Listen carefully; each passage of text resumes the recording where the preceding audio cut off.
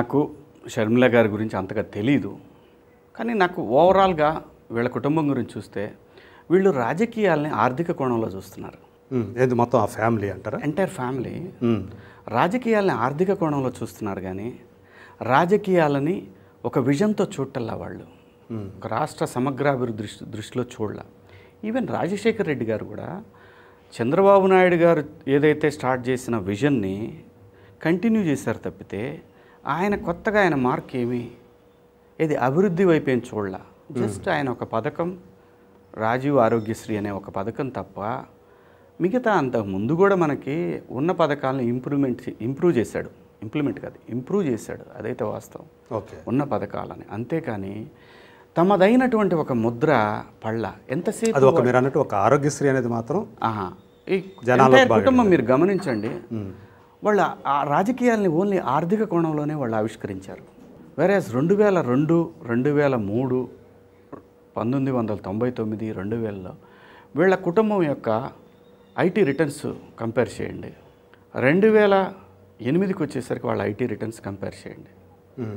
ఎందుకంటే చరిష్మా ఉన్న వ్యక్తులు ఆర్థిక కోణాన్ని కొంచెం సేపు పక్కన పెట్టి వాళ్ళు గనక సామాజిక కోణం, సమాజ గతి అభివృద్ధి వైపు ఎలా వెళ్ళాలి అనే యాంగిల్లో కనుక చూసుంటే వాళ్ళకి ఆల్టర్నేట్ ఉండేది కాదు ఈ రాష్ట్రంలో. ఓకే, వాళ్ళు ఇప్పటికి కూడా షర్మిల గారికి ఒక అద్భుతమైన అవకాశం కాంగ్రెస్ పార్టీతో కలవాలని వస్తున్న వార్తలు కనుక నిజమైతే ఒక మంచి అవకాశమే ఆవిడకి.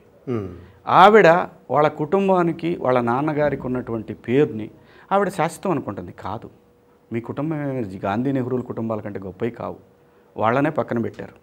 అదే ఏ కుటుంబం కూడా గొప్పది కాదండి, ఇక్కడ వ్యవస్థ గొప్పది. వ్యవస్థలో ఉన్న వ్యక్తులు ఆయా సందర్భాల్లో పోతుంటారు, ఆయా సందర్భాల్లో వాళ్ళ యొక్క పనితీరు మీద వాళ్ళకి కొంతకాలం ఆ పేరు ముద్ర పడుతుంటుంది.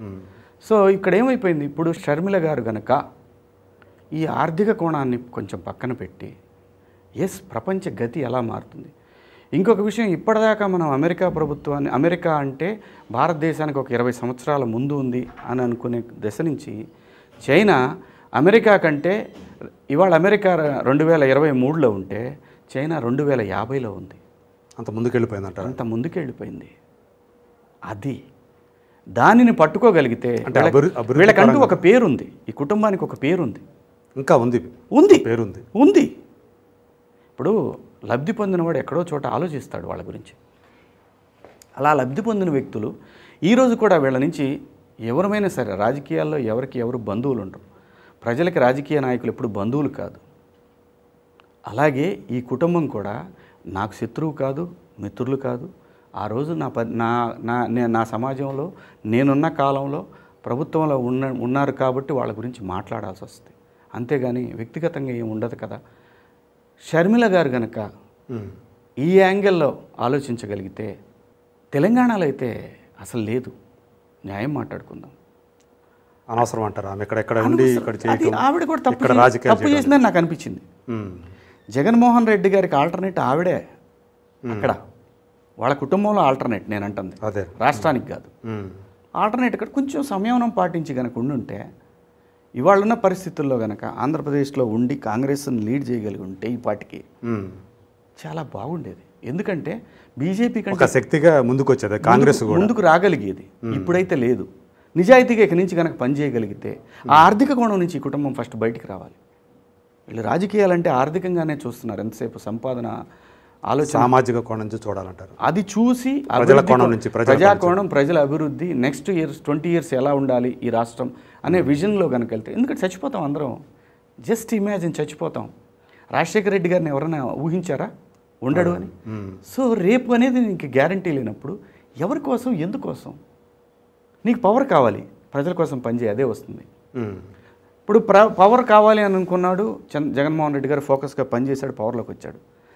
దాన్ని యూటిలైజ్ చేసుకోవట్లా, విధ్వంసం చేస్తున్నాడు ఆయన. ఇది నా అభిప్రాయం. రేపు మీరు నా అభిప్రాయం తప్పు అని చెప్తారు, నన్ను బూతులు తిడతారు. నేను తెక్కనొక్కిందంటే నేను ఇంకా లక్షల బూతులు తిట్టగలను, నాకు వచ్చిన బూతులు ఎవరికి రావు. అది కాదు సమస్య, అది కాదు ఈ రాష్ట్రం. లక్షలాది మంది పిల్లలు ప్రతి సంవత్సరం విద్య కంప్లీట్ చేసుకొని బయటకు వస్తే ఎక్కడికి పోవాలా? బుద్ధి ఉండక్కర్లా మనకి రాజకీయ నాయకులకి? మీకు కొంచెం అన్న ఇంగితం ఉండాలి కదా. 15,000 20,000 ఒక సంవత్సరానికి నువ్వు ఆ పిల్లగాడికి ఇచ్చినప్పుడు అది జీవితం అయిపోద్దా? వాలంటరీ పోస్టులు ఏంటా? నీ పార్టీని నిలబెట్టుకోవడానికి గత వాలంటరీ అనేది ఉద్యోగమా? పంచాయతీలు నిర్వీర్యం చేయటం కాదు, మండలాలు నిర్వీర్యం చేయటం కాదు. నువ్వు అది ఎందుకు పెట్టారు? వాళ్ళ గ్రామ స్వరాజ్యం అంటే ఇది కాదు కోరుకుంది. పంచాయతీలను బలోపేతం చేస్తే గ్రామ స్వరాజ్యం. గాంధీజీ కలల కన్నా గ్రామ స్వరాజ్యం అది. అంతేగాని అంతా ఆర్థిక దృక్పథం. ఈ వాలంటీర్ వ్యవస్థ అబ్బాయి ఆ పిల్లలు వాలంటీర్ వ్యవస్థ పిల్లలు ఏమి చేయలేక దిక్కు దివాణం లేక ఈ ఐఫోన్లు పట్టుకొని సెల్ ఫోన్లు పట్టుకొని స్మార్ట్ ఫోన్లు పట్టుకొని ఏదో ఒకటి చేసే బదులు ఇది కూడా చేస్తూ ఉంటే బెట్టింగ్లకి వాటికి వీటికి ఇట్లా అలవాటు పడిపోతున్నారు అంతా పల్లెల్లో. ఇప్పుడు అంటే పిల్లలు పాడైపోతున్నారంట, పిల్లలు పాడైపోతున్నారు. ఆ వ్యవస్థ దుర్మార్గమైన వ్యవస్థ. కేవలం వాళ్ళని రేపు పొద్దున ఓట్ పోలరైజేషన్ కోసం వాడుకుంటుంది తప్పితే.